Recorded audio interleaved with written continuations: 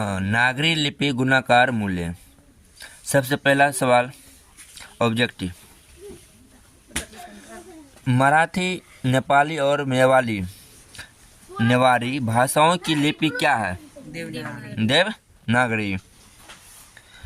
चंद्रगुप्त द्वितीय विक्रमादित्य का व्यक्तिगत नाम क्या था? देव। नागरी लिपि शीर्षक पाठ कहाँ से लिया गया है? सौर मंडल से, भारतीय लिपि की कहानी से, नक्षत्र लोक से, अक्षरों की कहानी से, भारतीय लिपि की कहानी से। कर्नाटक प्रदेश का श्रवणबेलगोला स्थान किस का प्रसिद्ध तीर्थ स्थल है? जैनों का। कहाँ के? जैनों का।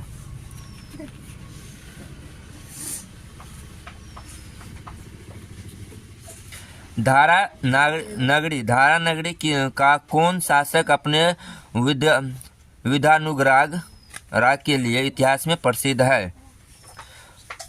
बताओ रे। परमार शासक भोज से है। छठा नंबर, किस शासक ने ऐसा सिक्का चलाया जिस पर नागरी लिपि में राम सिंह शब्द अंकित है? बादशाह अकबर ने ना। सातवां, हिंदी तथा इनकी विधियां बोलियां किस लिपि में रखी गई जाती है? देवनागरी में। हिंदी के आदित्य कवि कौन है? हिंदी के आदि कवि कौन है? सरहदपाद न। विजयनगर के राजाओं के लेखों की लिपि को क्या नाम दिया गया है? नंदी नागरी लिपि। 10वां, परमार शासक भोज कहाँ के रहने वाले थे? बताओ। धारा नगरी।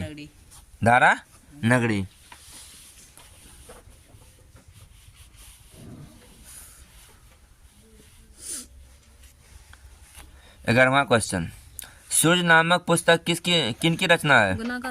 गुणाकर मूल्य।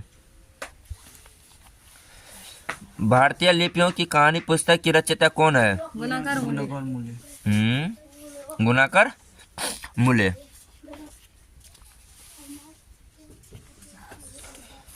13 नंबर, नागरी लिपि निबंध के लेखक निबंधकार है? गुणाकर मूल्य। दोहा कोश किसकी रचना है? किसके?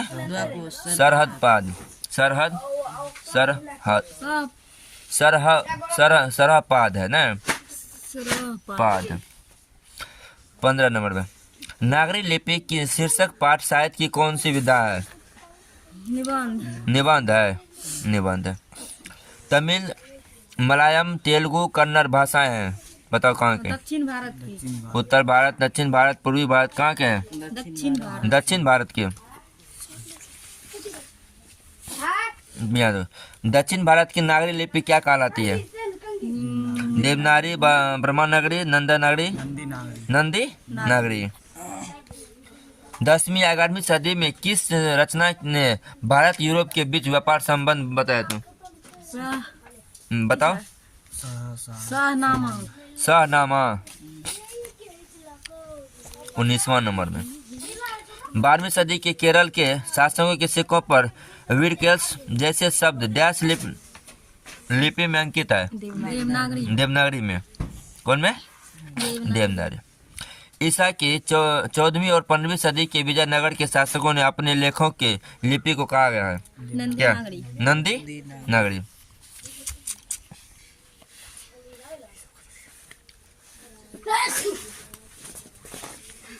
सरहपाद की कृति है? दोहा कोश। हिंदी लिखी जाती है? देवनागरी लिपि में। बेतमा दान पुत्र किस समय का है? 1020। 24 नंबर का सवाल, उत्तर भारत की नागरी लिपि के लेख कब से मिलने लगे? तो 8वीं सदी नहीं, कौन सी? 9वीं सदी में। कौन सी? 9वीं सदी में ना। नागरी लिपि के आरंभिक लेख हमें कहाँ से मिले हैं? नागरी लिपि के आरंभिक लेख हमें कहाँ से मिले हैं? दक्षिण भारत। पूर्वी भारत, पश्चिमी भारत, दक्षिण भारत, उत्तरी भारत। बताओ। दक्षिण भारत से। कहाँ से? दक्षिण भारत से। देवनागरी लिपि के टाइप लगभग कितने पहले बने हैं? बताओ रे।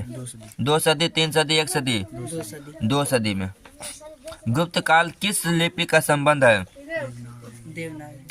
गुप्त काल किस लिपि का संबंध है? ब्राह्मी। कौन सी?